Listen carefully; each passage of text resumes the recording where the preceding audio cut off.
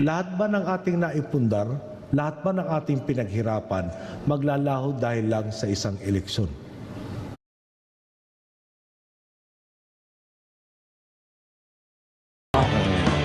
At dyan po nagdaan ang isang araw ng pagbabalita. Isang araw na bahagi na po ng ating kasaysayan. Sa ngalan ng bayan, sa ilalim ng nag-iisa nating bandila. Isang